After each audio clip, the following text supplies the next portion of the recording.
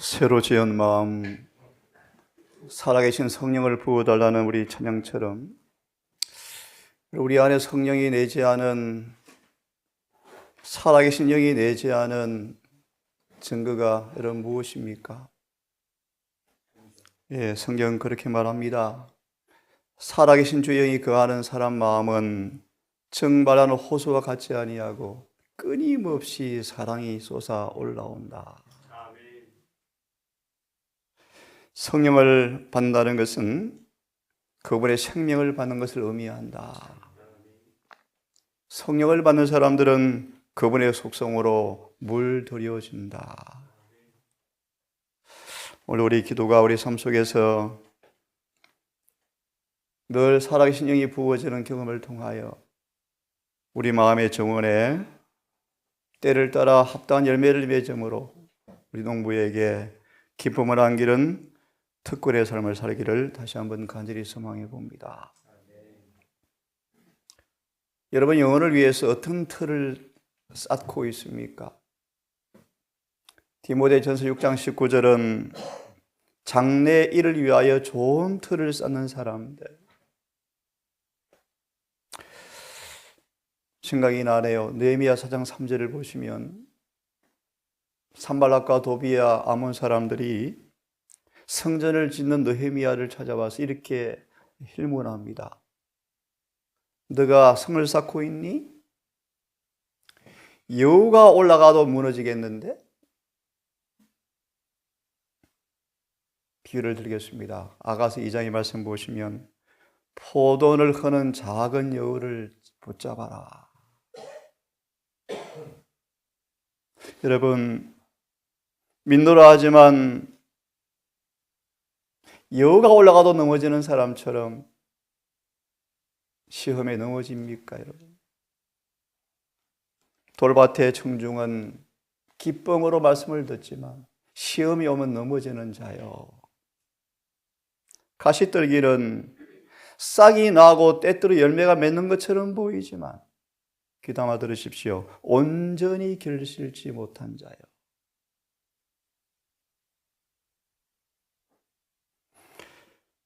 한 말씀을 좀 보고 시작하려고 합니다.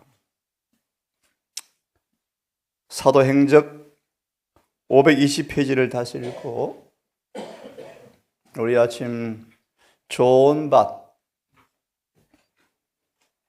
함께 묵상해 보려고 합니다. 사도행적 520페이지 말씀을 좀 읽고 시작하겠습니다.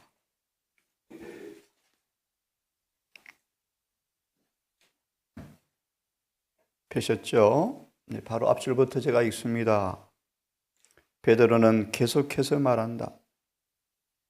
너희가 진리를 순종함으로 너희 영혼을 깨끗하게 하여. 이 구절의 증언에 기억나십니까? 그리스도인이란 아무나가 아닙니다. 진리를 순종하여 깨끗게 된 사람들을 말한다. 베드로서 1장 22절의 주석에 잘 나와 있죠. 진리를 순종함으로 영혼을 깨끗하게 하여 거짓이 없이 형제를 사랑하기에 이르렀으니 그러므로 마음으로 뜨겁게 피차 사랑하라. 하나님의 말씀 곧 진리는 주께서 당신의 성령과 능력을 나타내는 통로이다. 그러므로 귀담아 들으십시오. 진리가 올바른 조건의 마음에 심겨지지 아니하면 영생을 얻을 수가 없습니다. 성령께서 아무 일도 할 수가 없습니다.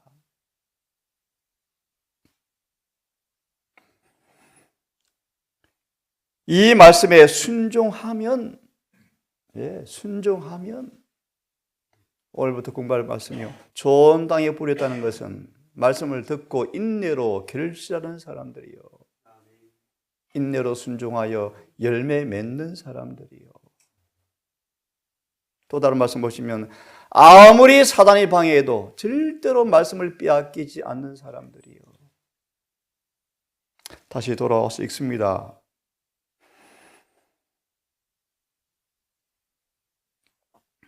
이 말씀에 순종하면 성화의 정의죠. 감정, 느낌, 어떤 그런 것이 아닙니다, 여러분. 순종하면 요구된 성질의 열매, 요구된 성질의 열매. 참 중요한 말씀이에요. 하나님은 온전한 결실을 원합니다. 절반만 개심한 부분 원하지 않습니다.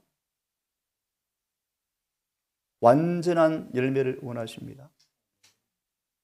순종하며 요구되는 성질의 열매, 거짓이 없는 사람, 거짓이 없는 사람. 이 열매를 낸다. 이것이 영생이죠? 맞나요?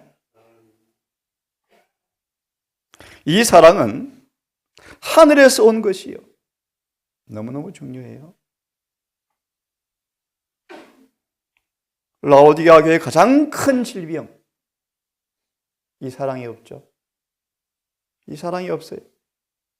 그래서 뭐가 안 지켜집니까? 율법이 안 지켜지죠. 좀 실질적으로 말씀드릴까요? 왜 내 형제와 이웃을 사랑하지 못합니까? 이 사랑이 속에 없죠. 없죠. 누가 18장 내가 온전케 드리거든. 오히려 내게 그럼에도 불구하고 한 가지가 부족하다. 한 가지가.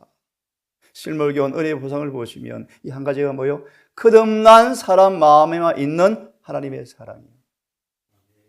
거듭난 사람 마음에만 심겨진 하나님의 사랑이요. 어려운 말로 그분이 의요, 의. 제 마음이에요.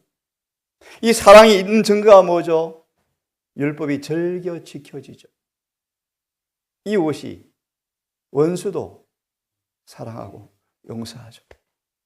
맞습니까? 이것이 영생. 열매의 결과가 영생이죠. 계속 좀 보겠습니다. 요구된 성질의 열매, 곧 거짓이 없이 형제를 사랑하는 열매를 낸다. 이 사랑은 하늘에서 온 것이 우리에게 없죠. 하늘에서 온 것이요. 고상한 동기. 참 아름다운 말씀이에요. 고상한 동기. 사무엘처럼. 사무엘의 일기장을 보니까 결함이 없죠. 결함이. 그래서 의로 옷 입은 기록이 다 일기장에 기록되어 있죠. 고상하고 무아의 사람이 사무엘이었죠. 고상하고 무아의 행동으로 인도한다. 어떻게 해요? 진리가 생애 속에 항구적으로 구하는 원칙이 되면, 그래서 호세아 10장 12절처럼 우리의 마음에 묵은 땅을 깊이 기경하여서 돌을 가려내고 가시 잡초를 뽑아서 큰 살 같은 마음으로 변화되어지는 회심의 경험이 깊이 일어나야 돼요. 그래야 진리가 잘 뿌리를 내려요. 그래야 요엘서 2장처럼 적당한 때 이른 비 늦은 비를 통하여 포도나무와 감람나무와 곡식이 쑥쑥 자라죠. 끝절을 보시면 로마서 1장 17절을 인용하죠. 16절. 그때 비로소 복음을 부끄러워하지 아니한다. 왜요? 구원에 이루어냈잖아요. 구원을 이루어냈잖아요. 자, 다시 봅니다. 진리가 생애 속에 항구적 원칙으로 그하면 좋은 밭의 사람들이 영혼은 거듭난다. 다르게 말하면 예수님처럼 모든 시험이 오는 즉시 그 온 마음의 원칙으로 자란 진리가 번개처럼 번쩍여서 사상과 욕망을 고고 10장 4절이요. 딱 사로잡아서 아버지께 굴복시켜버리죠. 이게 진리의 능력이에요. 이게 복음의 능력이에요. 잘 들으십시오. 거듭났다 말의 의미는 진리가 그를 지배하는 사람이에요. 사상과 욕망과 정서와 동기와 애정까지라도 지배하는 사람이에요. 그런 사람들은 주님의 고백처럼 내가 주의 뜻 행하기 즐기오니 주의 법이 내 심중에 있습니다. 내가 주께 범죄치 아니하리하여 주의 말씀을 내 속에 두었나이다고 간증하게 되어집니다. 이 거듭남은 썩어질 씨로 된 것이 아니에요. 썩지 아니할 씨로 된 것이 하나님의 살아있고 항상 있는 말씀으로 되었다. 이 중생은 거듭남은 그리스도를 하나님의 말씀으로 받아들인 결과이다. 그러려면 지난주 말씀처럼 마음과 생애를 진리 앞에 부지런히 바치셔야 돼요. 에녹처럼 늘 그분을 명상하셔야 돼요. 성령에 의해서 거룩한 진리가 마음에 명각될 때 중요한 말씀. 마태복음 22장 11절 12절 진리가 생각의 마음에 기록되어져 버려야 한다. 참 제가 좋아하는 말씀이요. 우리의 감정에까지 진리가 고정되어야 한다. 그러려면 중요한 원칙이 있죠. 우리 영혼은 어디에 드리는지 종이 되어져요. 그죠? 성령을 통하여 그분에게 늘 전리겨 자신을 드리는 사람들은 죄에서 해방되어 하나님의 종이 되어서 거룩함의 이런 열매를 얻는다. 그래야 결국은 영생이다. 이런 의미에서 누구를 순종하는가 의미는요, 우리가 뭐 안 먹으려고 순종 그것도 물론 포함 그런 의미를 훨씬 넘어서서 매 순간 우리의 의지를 애정의 통로를 하나님께 굴복시키는 것을 의미해요. 아멘. 맞아 있습니다. 참 아름다운 말씀인데요. 그 다음에 진리가 그렇게 명각되어지면 새로운 생각이 일깨워지고 생각이 새롭게 되어지죠. 지금까지 잠자고 있던 힘들이 분기되어서 하나님과 협력한다. 그 다음 베드로와 그의 동료들이 그러하였다. 그리스도께서 지상에 계실 때 진리를 나타내시는 분이셨다. 그리스도로 말미암아 썩지 않은 씨 하나님의 말씀이 사람들의 마음에 뿌려졌다. 여기 계신 분들은 다 마음에 뿌림받은 사람들이. 문제는 돌밭 길가가 문제죠. 그래서 잠언 4장 23장처럼 마음을 잘 지키셔야 돼요. 시험을 여기 온 즉시로 마음의 창을 하늘을 향해 열어놓으셔야 돼요. 시험을 바라보지 마세요. 시험을 주는 장면을 바라보지 마세요. 십자가를 바라보세요. 그러면 금방 시험은 야고보 4장 7절 9절 힘을 잃어버리고 마귀는 도망가요.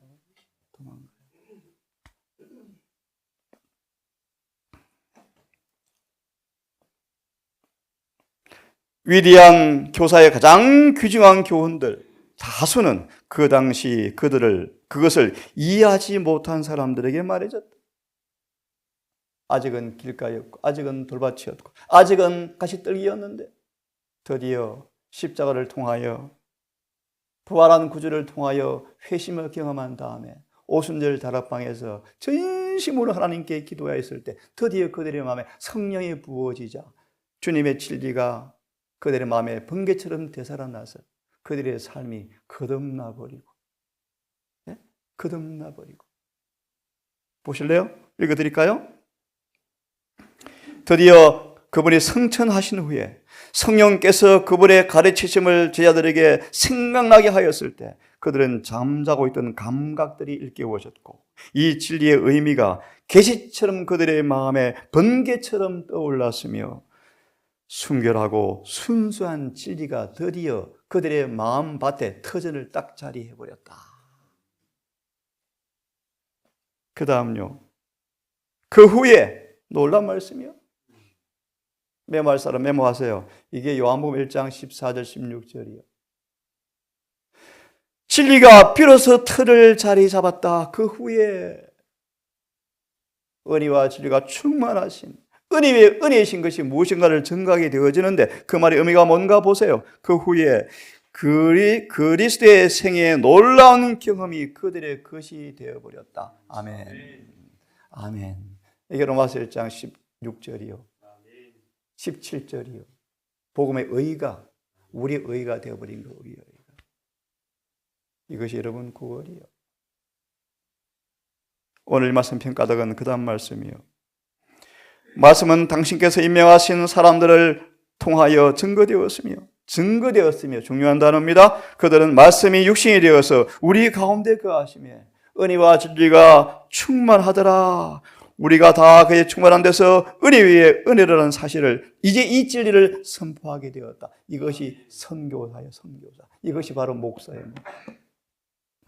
신학교 학위받아서 되는 게 아니고, 여러분, 이런 것이 증거되어지는 사람들이 진실로 그분의 종들.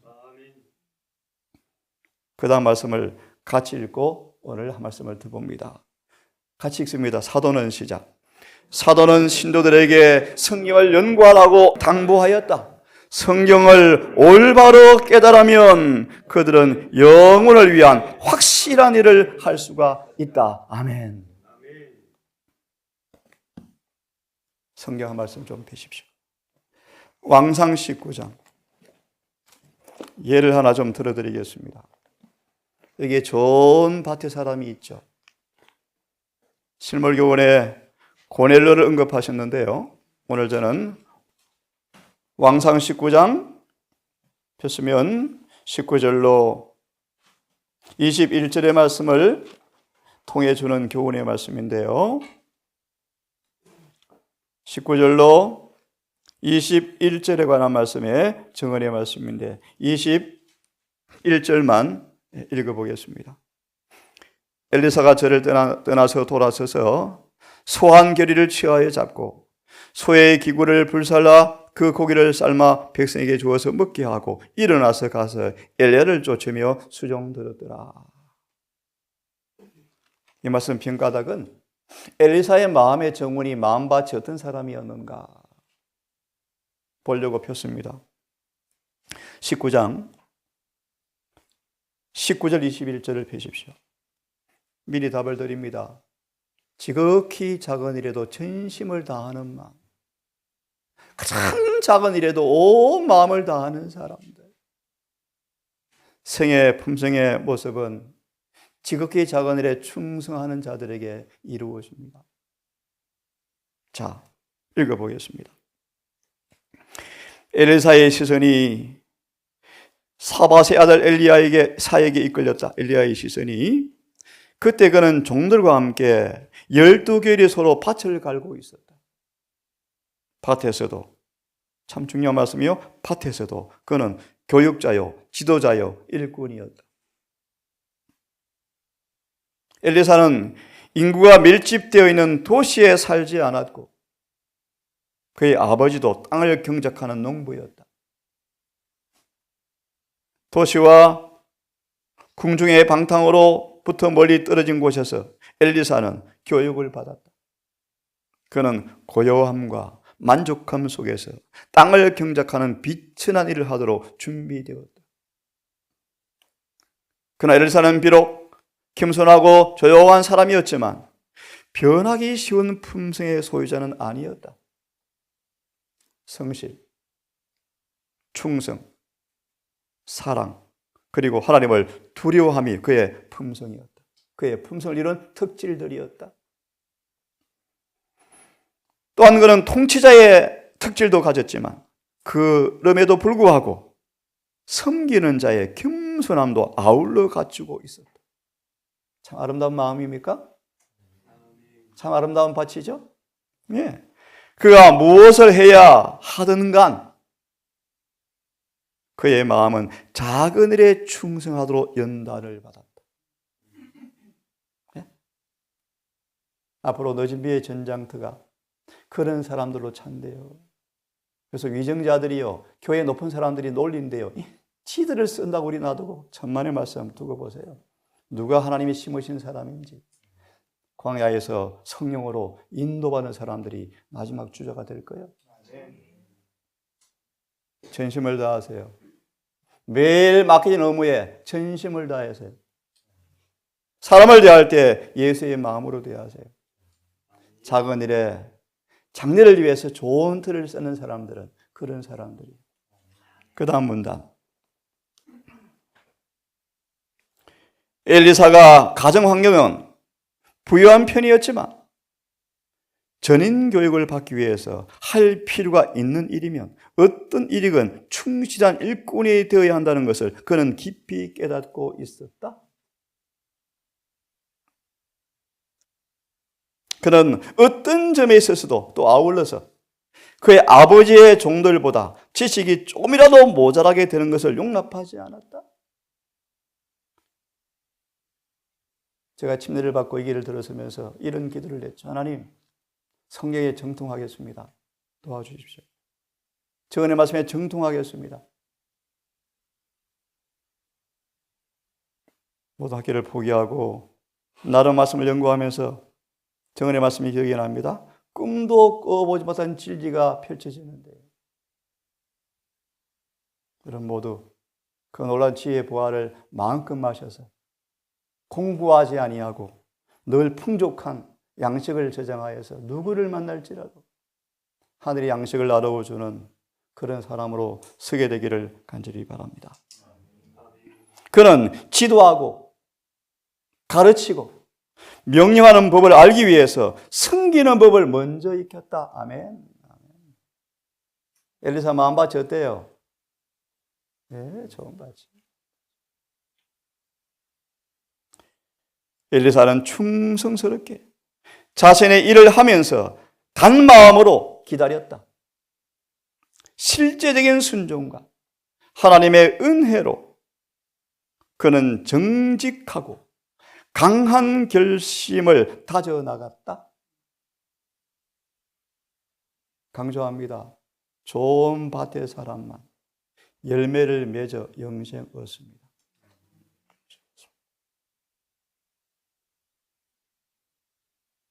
그 좋은 한 목사님의 답심처럼 나는 무엇하는 사람인가? 난 누구인가? 이 결론 인용된 정언에 깊은 감동을 받았대요.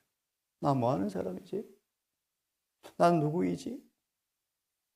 예, 영혼을 위해서 하나님의 성전을 건축하고 있는 사람들이에요. 불가피하게 손에 칼을 들고 있어야 돼요. 한 손에 벽돌을 들고 있어야 돼요. 생의 의무를 떠날 수가 없어요. 밥 하셔야 돼요. 빨래도 하셔야 돼요. 농사도 지셔야 돼요. 하지만 늘 칼을 들고 있어야 돼요. 사단과 싸워야 돼요. 육신과 싸워서 승리하셔야 돼요. 이 일에 우리 힘만으로는 안 되겠죠. 자, 마저 읽고 다른 말씀 하나 보고 마쳐야 되겠습니다. 그는 가정에서 이 일에 저도 참 후회가 많은 사람입니다. 그가 가정에서 그의 아버지와 협력하면서 그가 할 수 있는 일을 다 하는 동안에 우리 아이들 잘 가르치세요. 늘 가정일에 아이들의 책임을 주어서 분담을 시키래요. 그는 하나님을 섬기고 있었다. 참 중요한 말씀이죠. 농사를 지어도 하나님의 일을 하고 있는 사람. 화면을 누가복음 8장을 빨리 한 말씀 보고 오늘 화면을 조금만 보고 마치겠습니다. 누가복음 8장. 여러분 엘리사 참 아름다운 밭이죠? 네, 우리 모두 이런 밭이 되도록 하나님께 은혜를 구하시기를 간절히 바랍니다. 폈으면 15절만 제가 읽고 화면을 조금만 보고 내일 아침에 계속해서 드리겠습니다. 누가 8장 15절의 말씀. 좋은 땅에 있다는 것은, 좋은 땅에 씨를 뿌렸다는 것은 착하고 좋은 마음으로, 착하고 의진 마음으로 말씀을 듣고 지키어 인내로 결실하는 사람들을 가리킨다. 화면 조금만 보시고 읽고 기도합시다. 착하고 의진 마음이라는 것은 죄가 없는 사람을 가리키는 것이 아니죠. 왜요? 예수님은 죄인을 부르러 오셨죠. 의인을 부르러 온 것이 아니라 죄인을 부르러 왔기 때문에 좋은 땅이란 말이면 죄가 없는 사람 마음을 의미하는 것이 아니고 말씀을 받는 자세, 받은 후의 태도를 의미합니다. 다시 말하면 성령의 역사에 자신을 즉각 굴복시키는 사람들이 착한 마음이다. 어제 그런 모습을 보았습니다. 너무너무 감사합니다. 예, 그것이 최고 영웅이요, 영웅. 자아에게, 자신의 고집에, 자신의 성격에 바치지 말고 그것이 비록 어떤 손실과 모욕감이 온다 할지라도 성령께 즉각 순복하는 사람이 최고예요, 최고. 그것이 착한 마음밭이요. 죄가 드러나면 즉각 고백하는 사람. 비록 다윗 같은 죄를 지었지만 즉각 나단에게 고백하고 자비와 사랑을 피를 느끼는 사람이 좋은 밭이다. 진리를 너무 알고 싶어서 갈망하는 그런 사람들, 이것이 바로 좋은 마음밭의 사람들이다. 좋은 밭의 사람들은 말씀을 듣고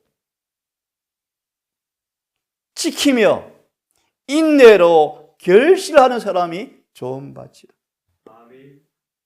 오늘 여기까지만 하고 내일 아침 다시 부르겠습니다. 여러분, 우리가 어떤 사람인지, 무엇하는 사람인지, 우리 아이를 생각하면 가끔씩 괴롭고 마음이 아파요. 지난날 잘못된 씨를 뿌린 게 너무 고통스러워요.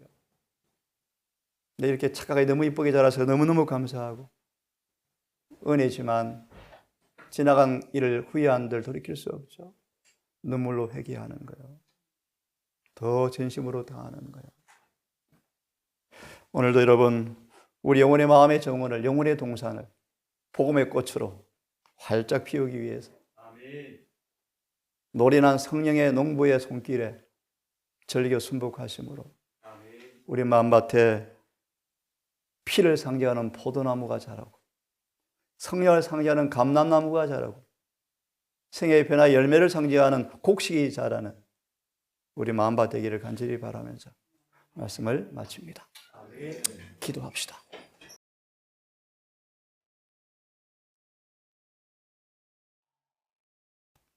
아버지, 어둠은 완전히 물러가고 눈으로 감당할 수 없는 찬란한 햇빛이, 태양이 떠올라 우리 얼굴을 따스하게 비치는 아침 시간입니다. 오늘 아버지, 우리의 마음을 활짝 엽니다. 모든 영혼의 방들을 성령의 바람으로 청소해 주셔서 하늘의 사랑으로만, 하늘의 의로만, 하늘의 속성으로만 우리 방을 채워주셔서 우리 영혼의 동산, 마음의 정원에 각가지 아름다운 주님의 성의 열매의 꽃이 피고 맺히는 정원이 되기를 심히 원합니다. 우리의 게으름과 나태함, 육신의 성향을 따라 살아서 뿌렸던 씨앗들, 뿌리들 아버지 용서해 주시고 우리의 마음밭을 깊이 갈아 엎으시고 이 일에 어떤 수고도 마다하지 않고 순복하기를 결심하오니 우리의 마음을 갈아 엎어 주셔서 가시를 뽑으시고 돌을 골라내 주셔서 좋은 부드러운 살 같은 마음이 되게 해 주시옵소서. 엘리사처럼 그런 마음의 정원을 가진 자가 되게 하셔서 높은 부르심이 주어질 때 응하는 사람 되어서 주님께 충성을 다하다가 하늘 생명책에 하늘 창고에 귀중히 보관되어지는 사람 되게 해 주시옵소서. 오늘 하루가 새게 되어집니다. 아버지, 해가 지도록 우리 모든 가족들, 온라인으로 말씀을 듣는 우리 모든 성도들 모두 기억하사 영혼을 위해서 성령 안에서 좋은 틀을 쌓아가는 하루가 될 수 있도록 도우시기를 예수님의 이름으로 기도드리옵나이다.